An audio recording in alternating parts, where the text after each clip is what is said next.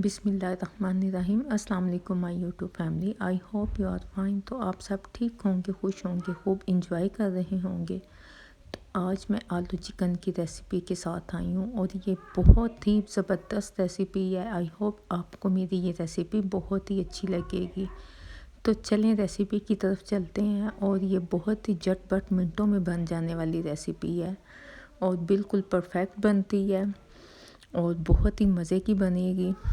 तो आप इसको फुल वॉच कीजिएगा और लाइक तो लाजमी कीजिएगा। एक्चुअली ये हर घर में पकाई जाने वाली रेसिपी है, लेकिन हर किसी का डिफरेंट मेथड होता है। तो मैंने कहा मैं अपने व्यूअर्स के साथ मैं अपना भी मेथड शेयर करूं। तो ऑल ऑफ द फर्स्ट मैंने 2 प्याज ले लिए हैं। इसे मैंने बारीक चॉप कर लिया है। ना तो ये बहुत ज़्यादा बड़े प्याज हैं, ना ही बहुत छोटे प्याज हैं।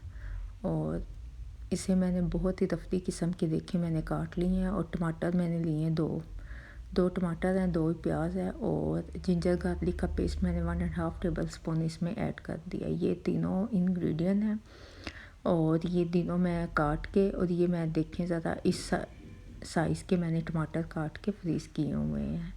तो इन तीनों चीज़ों को मैं पानी में डाल के 2 ग्लास मैंने पानी डाला है। और ग्रीन चिली पेस्ट भी मैंने 1 टेबल स्पून इसमें डाल दिया है।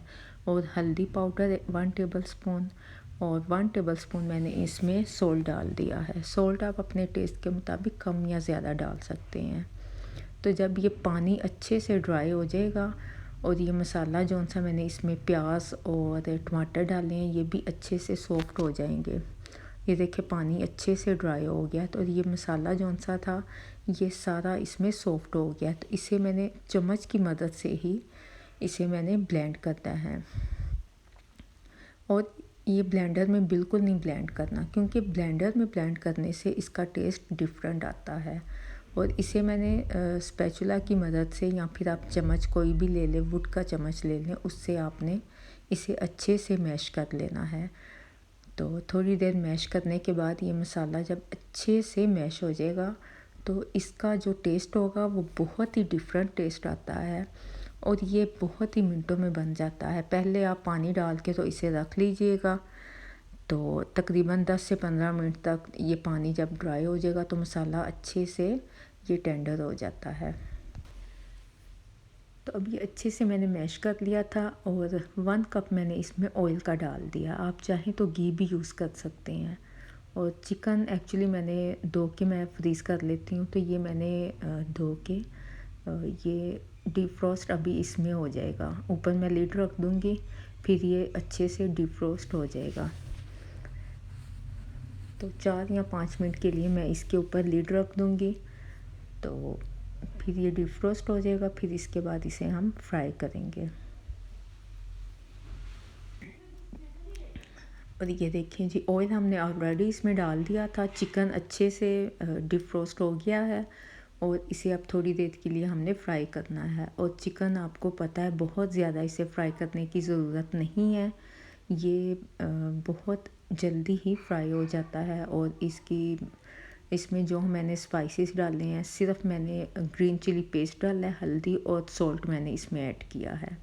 आप चाहें तो ग्रीन चिली पेस्ट की जगह, ये आपकी अपनी चॉइस है, आप चाहें तो रेड चिली पेस्ट भी रेड चिली पाउडर भी डाल सकते हैं, या फिर चिली फ्लेक्स जो आप घर में पसंद करते हैं वो आप डाल दीजिएगा। इधर मैंने ड्राई रोस्ट ज़ीरा और सूखा धनिया जो मैं बना के मसालों में रख देती हूँ वो मैंने ऐड किया है। अच्छा, ड्राई रोस्ट सूखा धनिया और ज़ीरे का बहुत ही ज़बरदस्त टेस्ट आता है। चिकन की कोई भी आप रेसिपी बनाएं उसमें ड्राई रोस्ट ज़ीरा और सूखा धनिया आप ऐड करेंगे, आप यकीन करें बिल्कुल बाज़ार जैसा टेस्ट आता है। तो आप लाजमी ऐड करके देखिएगा, बहुत ही मज़े का टेस्ट आता है। तो इसमें मैंने 1 टेबल स्पून अब ज़ीरा, साबुत ज़ीरा मैंने ऐड किया है और 1 टेबल स्पून ही मैंने ड्राई रोस्ट ज़ीरा सूखा धनिया का ऐड किया था। तो इसको अब मैं अच्छे से फ्राई कर लूँगी। 2 से 3 मिनट फ्राई करने के बाद फिर हमने इसमें आलू ऐड कर देने हैं। मैंने 2 बड़े साइज़ के लिए थे जिसे मैंने बड़े साइज़ में काट के, तो मैंने चिकन के साथ ही इसे मैंने ऐड कर दिए हैं। और चिकन के साथ ही इसे फ्राई करने हैं जब तक कि आलूओं का कलर चेंज ना हो जाए। आप यकीन करें आलूओं का कलर चेंज हो जाएगा और बहुत ही परफेक्ट सा ये आलू गोश्त बनेगा। और इसमें मैं कोई भी बाज़ार का मसाला नहीं डालूँगी। और ये मैंने 6 से 7 मिनट तकरीबन इसे फ्राई किया है। और आलू का ये देखें कलर बिल्कुल चेंज हो गया है, आप देख सकते हैं। तो इसे अच्छे से फ्राई करना है। ऑयल आपको पता है मैंने इसमें 1 कप डाला है, तो अब इसमें मैं पानी ऐड कर दूँगी। पानी आप अपने थिक या थिन जितना भी आप ग्रेवी आपको पसंद है, आप उसी हिसाब से पानी डाल दीजिएगा।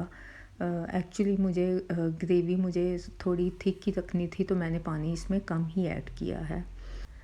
कुछ लोग होते हैं वो थिन ग्रेवी पसंद करते हैं, तो राइस भी साथ इसके बहुत ही टेस्टी और मज़े के लगते हैं।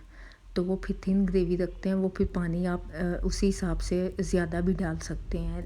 लेकिन इस टाइम पे पानी मैंने इसलिए ज़्यादा डाला है क्योंकि आलू भी इसमें गलने हैं। थोड़ा सा चिकन जब हम फ्राई करते हैं थोड़ा सा हार्ड हो जाता है, तो इस वजह से मैंने पानी ज़्यादा ऐड किया है ताकि आलू भी गल जाएं और चिकन भी अच्छे से टेंडर हो जाए।